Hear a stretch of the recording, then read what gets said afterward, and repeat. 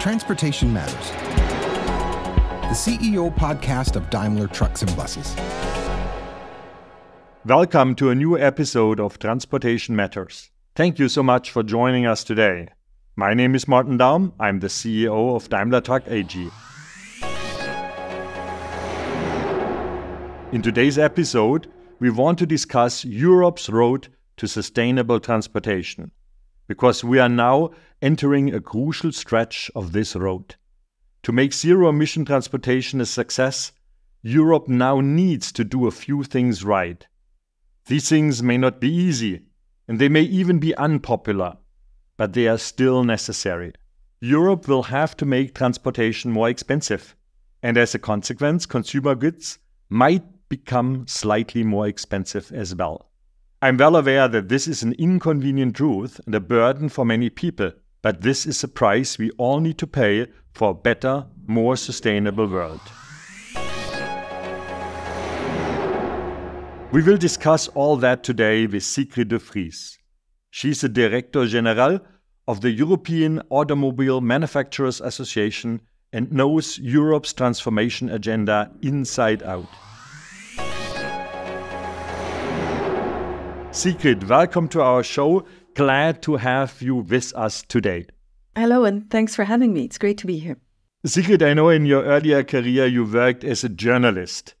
If you were to write an article today about Europe's progress towards zero-emission transportation, what would be the headline?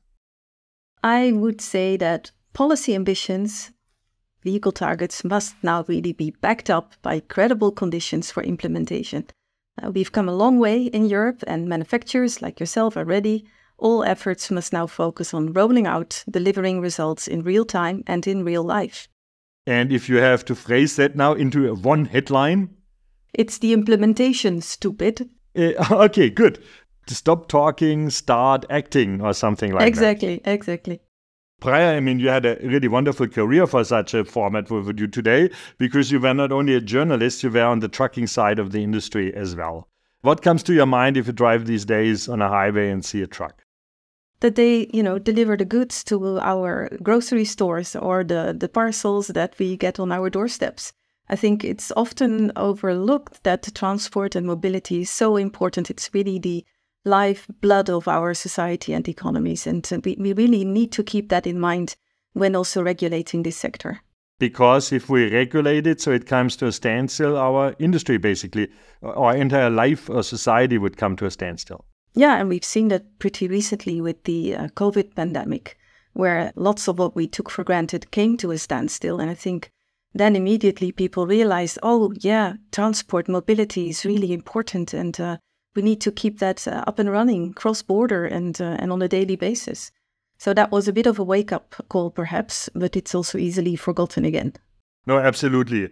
But on the other side, we are committed as an industry to that road to sustainable transportation. I know you took the job of the Automotive Manufacturers Association because we are committed, because you are committed as well and you want to push that cause forward.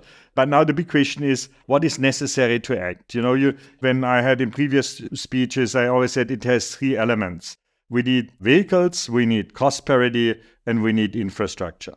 If we talk about vehicles, Mercedes just launched these days our long-haul Actros. When it comes to hydrogen, we did a more than 1,000 kilometer run through Germany with a fuel cell truck. I know a lot of our competitors have similar programs in store. I would say zero-emission vehicles are not the bottleneck of the transformation. What do you hear from Brussels, from the policymakers and the NGO when it comes to that topic? Do they agree with us, or would you give us as an industry a further nudge to do more? I think they still have quite a bit of trouble understanding indeed that zero-emission vehicles are not the bottleneck in this transformation. They keep falling back on just setting very strict targets because they think that's what will do the trick. You set strict targets, so you take care of the supply side of things, and then the rest will follow. And of course, as we're looking at a business-to-business market here, that's not the case. You have to ensure a business case. So it's very difficult to regulate it in the right way. You need to really accommodate these enabling conditions to be in place and to get your customers to buy into all of this as well. So the business case is important, and that's not how policymakers tend to think. I think we're getting there, we're making progress, but it's really a difficult story to get across. Do you have the feeling that we do too less on public relations or to make it aware? I mean, this podcast is part of it. We do a lot, but how can we get that message out more? We just basically need to continue, all of us and everybody also working your business here in my environment, to be ambassadors for this message, because we have to repeat it and explain it and not tire of explaining it. And it's a really good story to tell, because mobility is important, transport is important. It keeps our economies and society running. So we have to get this right. If we don't get it right, then the risk is that we do no longer have a thriving industry in Europe, and we don't meet our climate targets as well. And that would be the worst case scenario.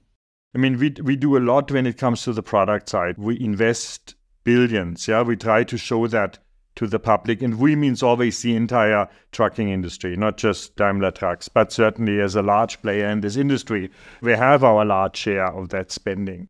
But yet we face at the moment the discussions about Euro 7, where something I never understood, why regulators jump on something which anyhow gets less and less exposure on roads. Why bring a diesel regulation for 2029 where only, I would say, a fraction of the miles driven with diesel are then still a combustion engine? What was your experience with this regulation process of Euro 7?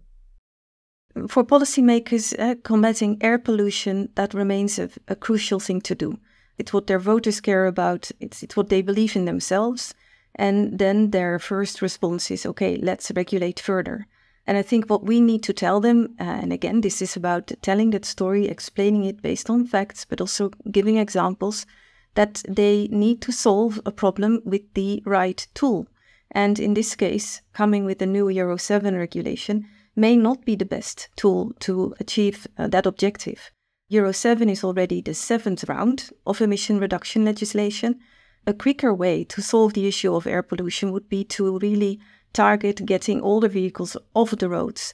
And then in combination with electrification, indeed, that will make a way larger impact compared to, again, regulating and coming with stricter targets for the latest generations of vehicles. Before continuing with the story of transformation, potentially another more personal question. Some people might call you a lobbyist, and that is not necessarily a job which has a high image, but yet you play, in my opinion, an absolutely important role in the policy process. How would you answer people who would call you negatively a lobbyist? When I was at kindergarten, I did not wake up one morning and decide, okay, later when I'm big, I'll be a lobbyist. I grew into that, indeed, from training as a journalist, working as a journalist, and then moving on to communications and now representing a large industry. So indeed, in short, being a lobbyist. But I think lobbying is not a negative thing, because we need to help policymakers to come to informed decisions. And for that, they need access to good information. And that's what we do as a trade association. We provide information, a lot of technical expertise through our member companies that come together in working groups. So we do a lot of explanation, and I think many people also understand that that is a good thing to do, and without it, we would be worse off. Of course, sometimes it's tough, because they would tell me, how can you tell your children? I have 2 sons, 25 and 28-year-old. How can you defend this? And I say, well, this is a very, very relevant industry for Europe.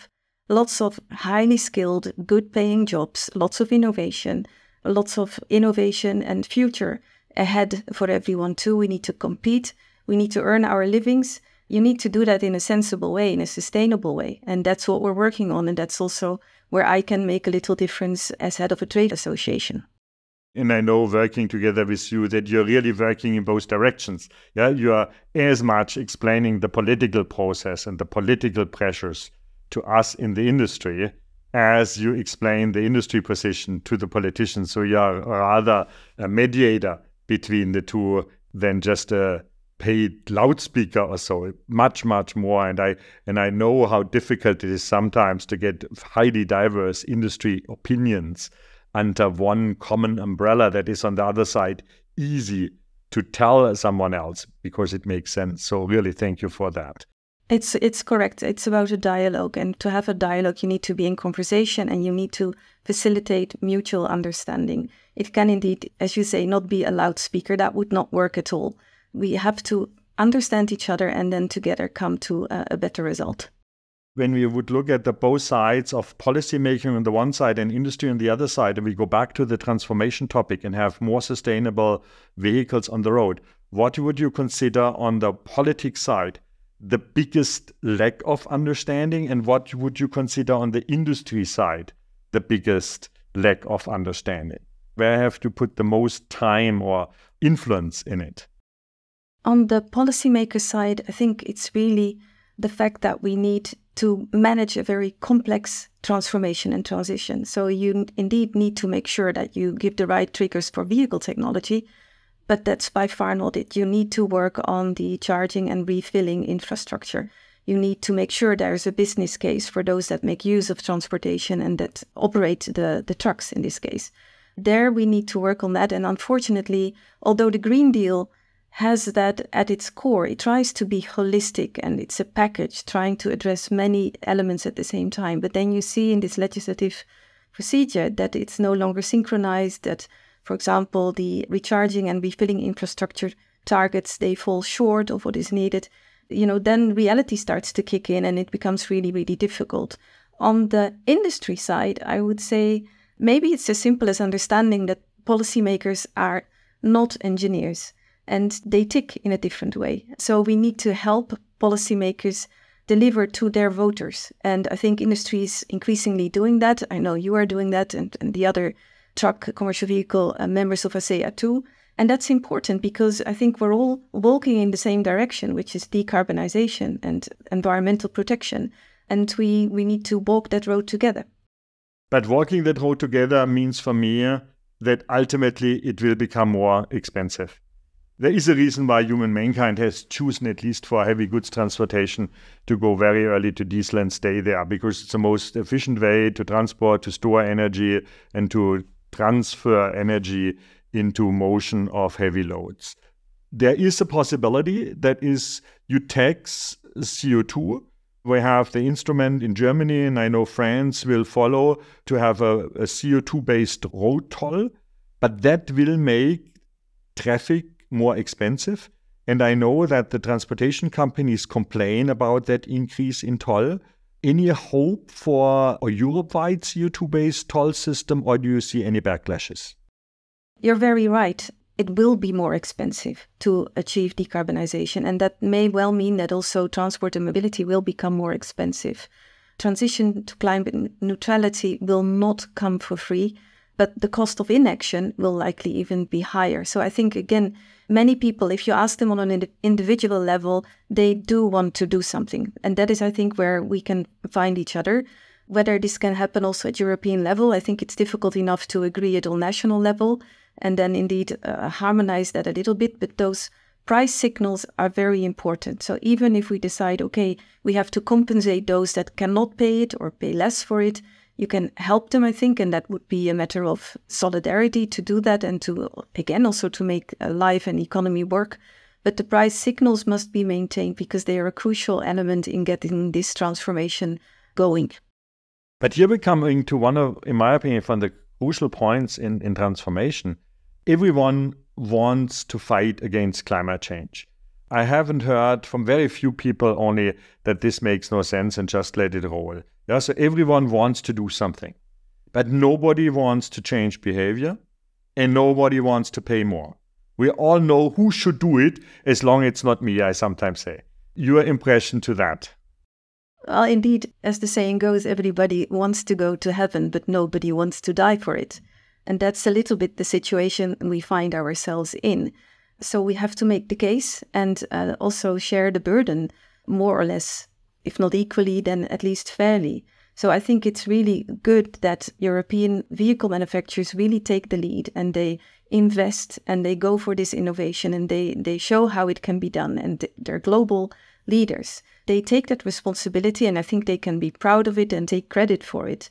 And then indeed working with others that also want to go that way, and talking to policymakers and say, you need to enable this, you need to support us, you need to not pile regulation on regulation that makes in the end for a very inconsistent framework that will hamper our competitiveness. No, enable this transition, let's focus on that, and let's then make it work. Okay, but now we have the transition in products. And I would say here, I really believe the industry will come up, and in 4 or 5 years, we'll have fantastic products out, which are fun to drive and which really do the job CO2 free, whether with hydrogen or with battery electric. Then on the other side, with a CO2-based toll system we have, or any kind of CO2 pricing, we can create instruments where it pretty soon could be really cheaper to drive zero emission. And by the way, that's a good thing. We don't need any regulation. Then the entire industry will do it. That is the beauty about commercial vehicles. It will be more expensive, but everyone will do it. But then comes for me the third biggest part. And that, in my opinion, is a big elephant in the room to transformation. And that is the energy distribution, the charging infrastructure, or the availability of green hydrogen. Do you see enough momentum in building a comprehensive green energy infrastructure in Europe these days? I think there is momentum, but it's not enough. And again, it's difficult because this transformation needs to go quick, and it will hardly ever be enough. But I think the rollout of a sufficiently capable grid, electricity grid, and also delivering the green energy is a crucial challenge where still a lot needs to be done. And again, that's also going to be very expensive, and a lot needs public money to be invested there.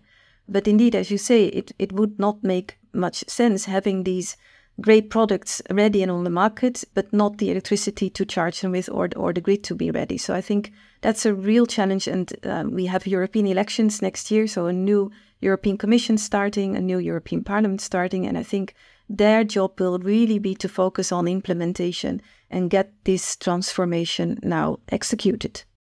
And what can they do there the most to change things? Concretely, specifically? To put it a bit provocatively, you could say that China, for example, is clearly out to create global champions, almost whatever it takes. The US, another big region, of course, and you know it very well, they are now set with the Inflation Reduction Act to create jobs and to create economic autonomy, also almost at all cost.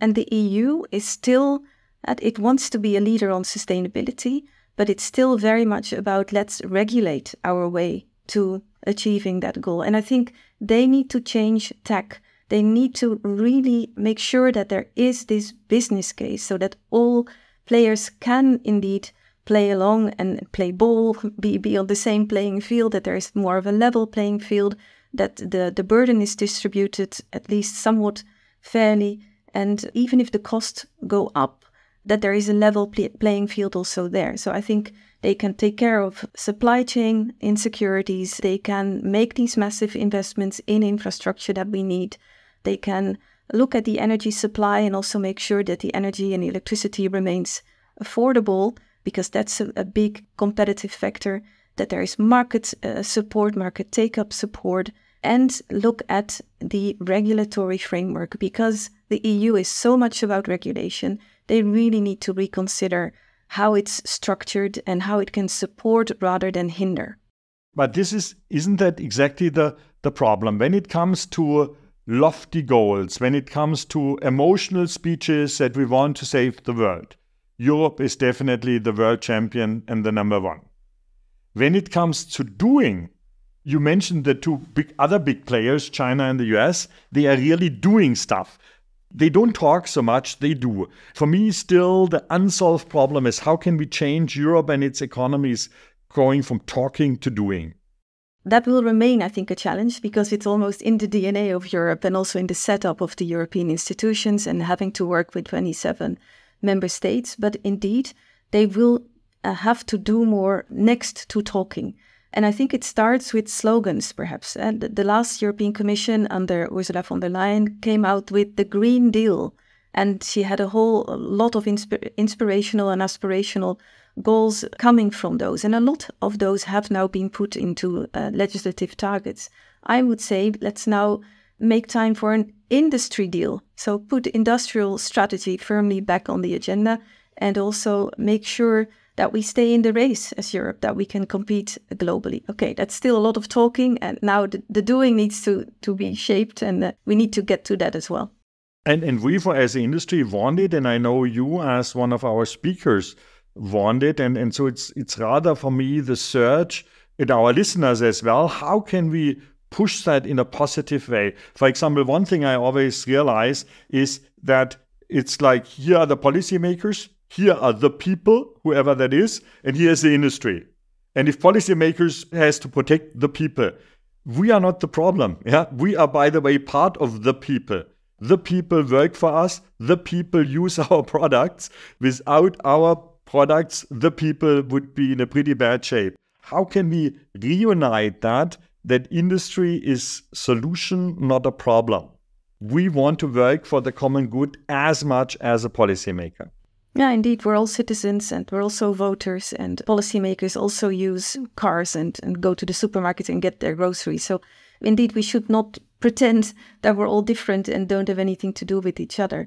But yeah, I think it is in a way easier said than done, but I think it's also time to rethink. And I think you see that already happening a little bit when you look at the political climate and how the discussions go. I think many people feel a need for what you could call a reality check.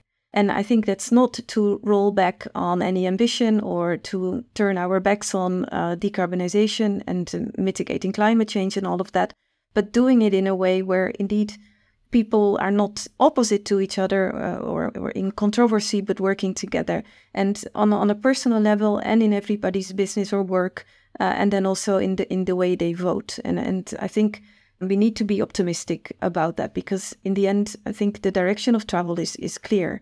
And maybe the transformation, if you listen to academics on transformation management or transformation research, they say there's usually quite a lengthy period of chaos.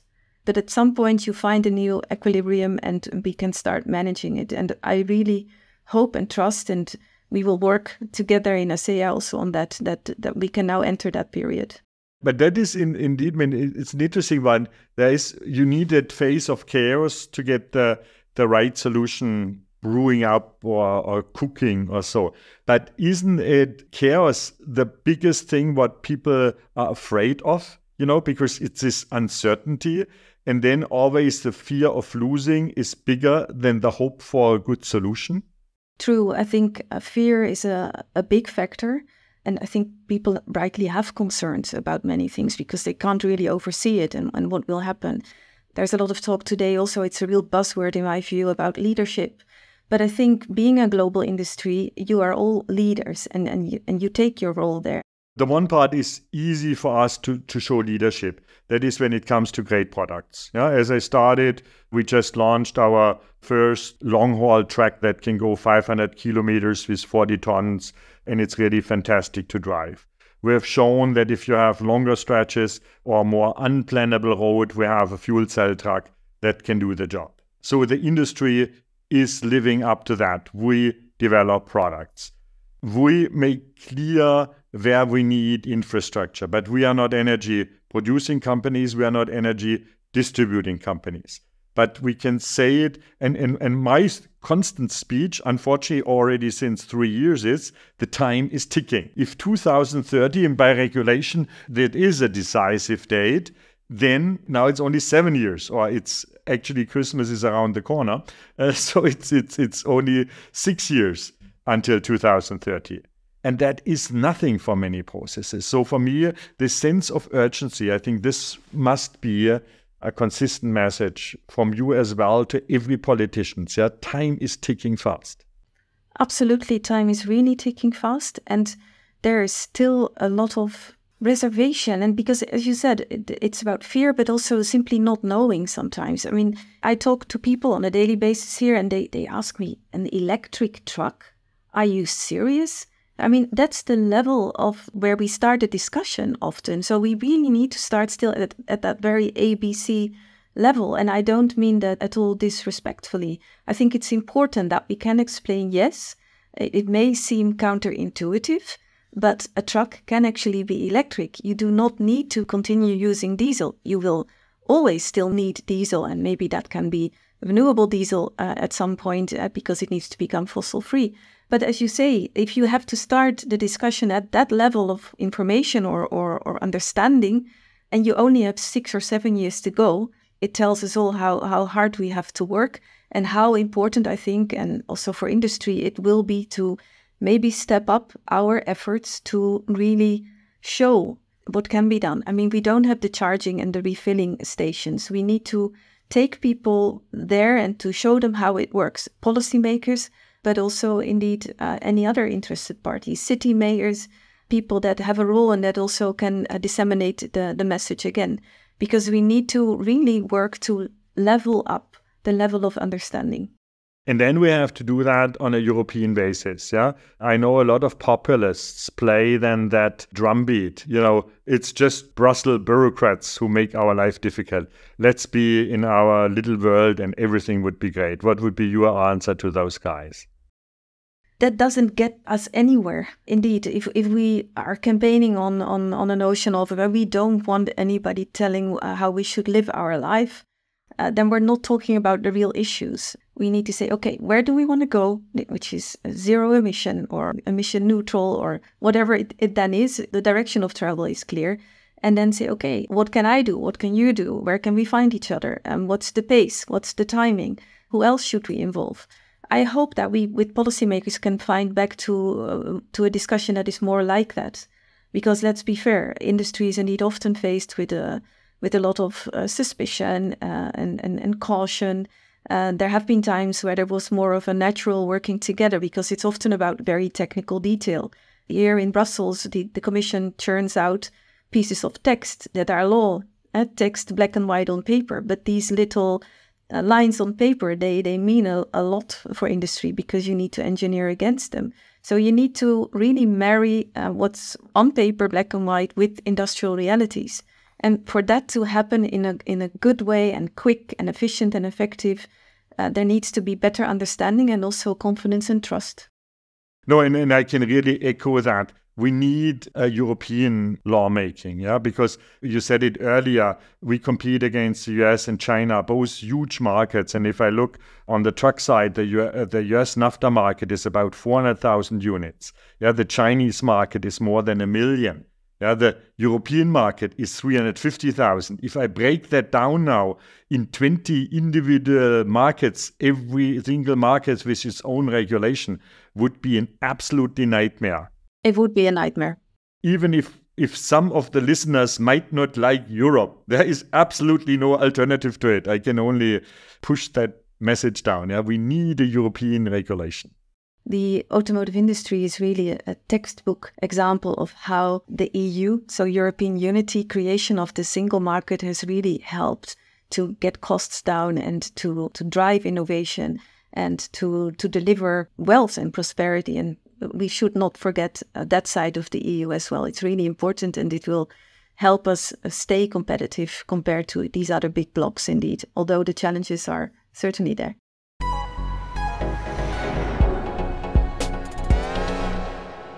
Let's really focus on that. Thanks for your work to help to make that European a great and wealthy and great Europe. Thanks everyone else listening to our podcast. If you want to hear more about the transformation of our industry, please check out earlier episodes from our podcasts. Please join us for the next episode because as a discussion of this episode once more showed, transportation truly matters for all of us. Thanks, Sigrid, for joining us today. Have really a great day. Thanks, Martin. Goodbye, everyone. Goodbye.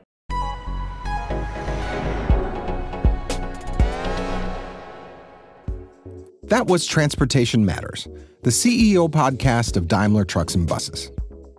If you enjoyed what you've heard, share this episode and subscribe to Transportation Matters on your preferred podcast platform.